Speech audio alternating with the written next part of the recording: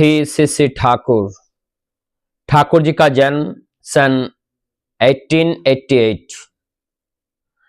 एक अंधेरा वक्त जहां जिंदगी की बुनियाद हिंसा और दुर्बलता से डगमगा रही थी, राहत की तड़प बूंद को तरसते चातक जैसे कहा गया है। जब जब धर्म की होती है हानि, साथ ही साथ अधर्म की होती है पुष्टि, तब तब भू पर परम पुरुष प्रकट होते हैं। उसी सन शरद ऋतु का आगमन हुआ। मानवता के लिए आशा भरी एक नई सुबह आई, जब देश के पूर्वी प्रांत के एक छोटे से गांव हिमायतपुर बहती हुई नदी पद्मा के किनारे पैदा हुए एक प्राण भले बुरे के विचार से विध्वस्त धरती को राह दिखाने आए, मुक्ति दिलाने। अचंभित रह गया हर कोई जब जन्म लेते ही खिलखिलाकर हंसने लगा बच्चा। पिता शिव चंद्र चक्रवर्ती, माता मनमोहिनी देवी। मां ने आदर से नाम रखा अनुकूल, पूरा नाम अनुकूल चंद्र चक्रवर्ती। एक दिन पूजा के समय आसन में विग्रह की जगह खुद बैठ गए वे। डांट फटकार मिली तो कहे, पुकार तो रहा था वह मुझे। असीम लगाव था माँ के प्रति। एक दिन किसी कारण माँ पीटने के लिए दौड़ी। भागने लगा बच्चा, पैर में चुभती हुई गर्मी का एहसास हुआ। ख्याल आया, ऐसे ही माँ का पांव भी तो जलता होगा। रुक गए, थम गए, पिटाई पड़ी। उससे भी उनका हृदय आनंद से ही भरा था माँ के लिए। उम्र बड़ी, ज्ञान विज्ञान के अनंत आधार पाठशाला पहुंचे, जहां दुनिया में एक के जैसा हुबहू एक और नहीं। वहां सिखाया जा रहा था एक और एक दो। नहीं मान पाए वे, और क्या, हम साधारण मानव पीट ही तो सकते थे मन महाज्ञानी को।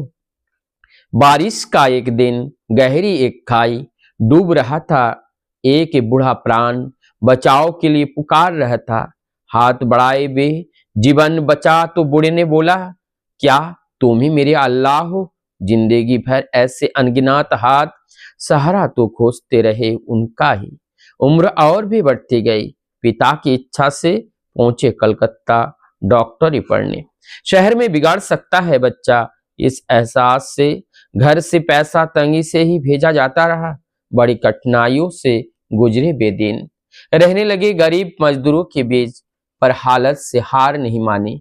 असहाय साधारण जनों के हृदय में वह दिए करुणा की धारा। समय के पलटने पर लौट आए गांव, वहां भी चलने लगा वैसा ही प्रेम और करुणा का सिलसिला। फिर एक दिन महसूस किए, हर बीमारी की जड़ है मानव मन। और क्या, निकाल पड़े मन की रक्षा करने। गांव से सबको इकट्ठा किए, चारों ओर गूंज उठा कीर्तन। कीर्तन में मतवाले जन जैसे आनंद के नशे में चूर। जनता का एक समूह उस भक्ति रस से दूर होती रही। सारी मलिनता रच उठा एक मधु चक्र, मानो एक एक के प्राण के घेरे में पड़ गए वे। उनके श्रीमुख की वाणी सुनकर नवजीवन पाए सकल जन। साफ दिखने लगा जीवन का जटिल मार्ग भी। ग्रहणग्रस्त धरा को अंधियारा से राहत मिली। जो भी पास पहुंचे तन मन से हुए हर्षित। हर एक जीवन की पटकथा परिवर्तन के मूल कारण ही थे वे। केंद्रित कर उनको एकत्रित होने लगे लोग। आए आर्थ अर्थार्थी, ज्ञानी जिज्ञासु, संत भी पहुंचे, दुर्जन भी, त्यागी संसारी, धनी निराश्रय निराक्षर, सब आते रहे आशा की किरण में परिस्नात होने। रचा कर्मशाला, रचा ज्ञानशाला, आपूर्ति के लिए आनंद बाजार भी।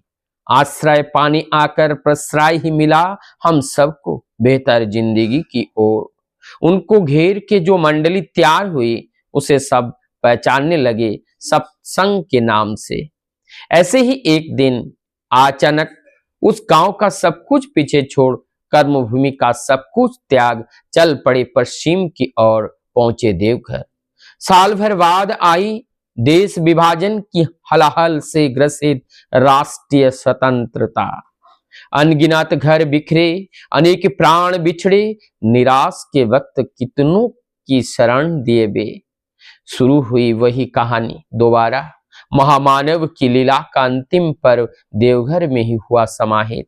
जो रहे उनमें समाहित, जो रहे उनमें मगन, समकित हो आज भी पाते वे अपने जीवन में, हर एहसास में, हर कदम में। यजन याजन इष्ट भीति के माध्यम से नियमित निरंतर ठाकुर को साधु संग पाए कई जन आदेश पाकर, या तो अपनी इच्छा से दिल और दिमाग से भी किए कोशिश, पर असफल रहे। वो कोशिश मानो एक तितली की अपने पंख लहराकर आसमान छूने का प्रयास जैसा। उनका संपूर्ण वायन करना कठिन ही नहीं असंभव साबित हुआ। उनका व्याख्यान हो सकता नहीं, होता ही नहीं। ठाकुर की उपमा केवल ठाकुर ही है।